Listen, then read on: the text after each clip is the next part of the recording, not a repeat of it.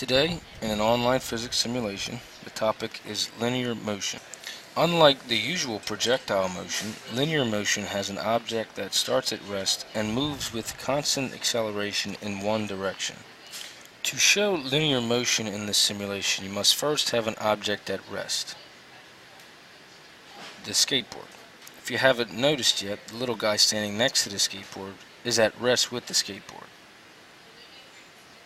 To start moving the skateboard, you must first add mass to the skateboard. The mass of the object gives it its shape. So, I click on the refrigerator, which is 200 kilograms, and I place it on the skateboard. So now that you have an object that starts at rest, you can apply a force to make the object move with constant acceleration in one direction. When the little guy applies a force of 500 newtons in a certain direction, the object must first overcome friction and then it will reach its constant acceleration point. This will be demonstrated like this. See, he just broke friction and now he's moving the refrigerator into a constant acceleration. The object will keep moving at a constant acceleration until a force of equal or more will slow down the object until it comes to a complete stop.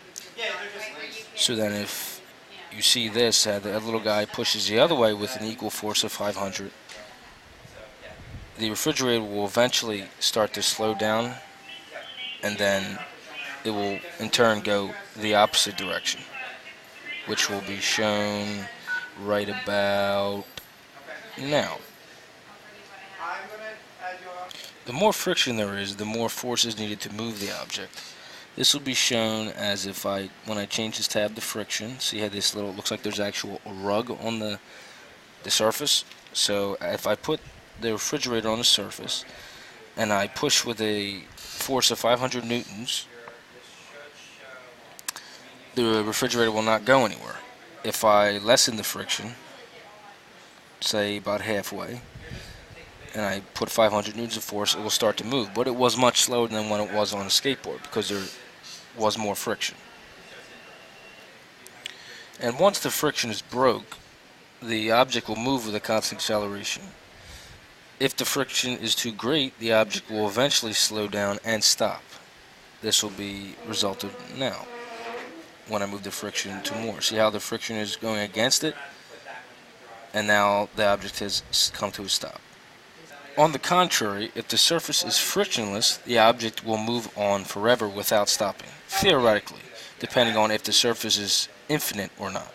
This will be shown if I take the friction away, be almost as if the object is on ice. So when I apply the force of 500 newtons, it will start off slow, but once you keep moving it, and if I just let go, it will keep going on infinitely, like I said before. Now back to a normal force of friction. If I put it in about halfway, the object will stop eventually. Now, the more mass the object is, then the more force is needed to move the stationary object. Also, the speed of the object depends on the amount of force exerted in a certain amount of time. A big force for a long period of time results in a higher speed than a low force for a longer period of time. This will be demonstrated as of right now. If I lessen the friction a little bit just to have a better demonstration, say I put 500 newtons on for a longer time. This is a short time, so as a short time, it won't go that far. If I put it on for a longer time,